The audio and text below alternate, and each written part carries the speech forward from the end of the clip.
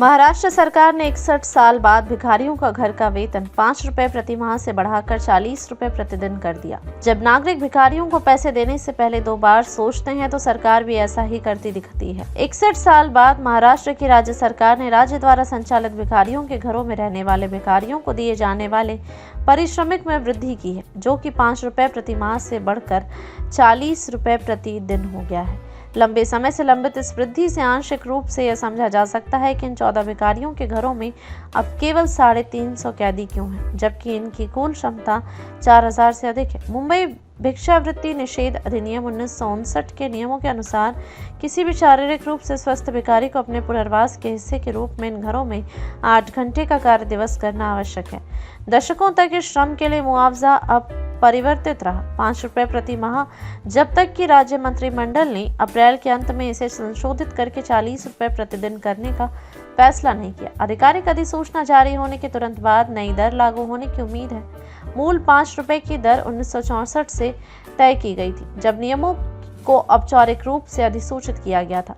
एक वरिष्ठ सरकारी अधिकारी ने कहा, इसका उद्देश्य भिखारियों को विभिन्न कौशलों में प्रशिक्षित करना था ताकि वे रिहाई के बाद आजीविका कमा सकें। लेकिन इतने अपमानजनक वेतन के साथ यह कोई आश्चर्य की बात नहीं है कि 4220 की कुल क्षमता के बावजूद इन घरों में केवल 350 भिखारियों को रखा गया है। सबसे बड़ी सुविधा चेंबूर में एक पुरुष गृह है, जिसमें 850 व्यक्तियों को रखा जा सकता है, लेकिन वर्तमान में केवल 86 ही रह रहे हैं। इसके बगल में स्थित महिला सुविधा केंद्र, जिसकी क्षमता 550 है, वे केवल 36 ही रह रही हैं। अहिल्यानगर जिले में, जिसमें 1430 लोगों के लिए जगह वाले 4 भिखारी गृह हैं, केवल 72 भिखारी मौजूद हैं। सतारा, सोलापुर, नागपुर और अन्य क्षेत्रों में भी घरों में यही स्थिति है। एक बार प्रवेश मिलने के बाद कैदियों को आश्रय, भोजन, कपड़े और सिलाई बुनाई, खेती, बढ़ईगिरी, कपड़े धोने और रस्सियों, मोमबत्तियों और झाड़ू बनाने जैसे क्षेत्रों में बुनियादी रोजगार प्रदान किया जाता है। अधिकारी ने कहा कि इसका उद्देश्य आत्मनिर्भरता को बढ़ावा देना है, लेकिन निराशाजनक मुआवजा संभावित कैदियों को दूर रख सकता है। फिर भी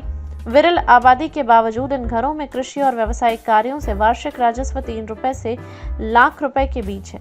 दिलचस्प बात यह है कि वर्तमान में इन घरों में केवल 350 भिखारी रहते हैं, जबकि पुलिस सालाना लगभग 3000 भिखारियों को पकड़ती है, जिनमें से लगभग 1000 को इन सुविधाओं में भेजा जाता है।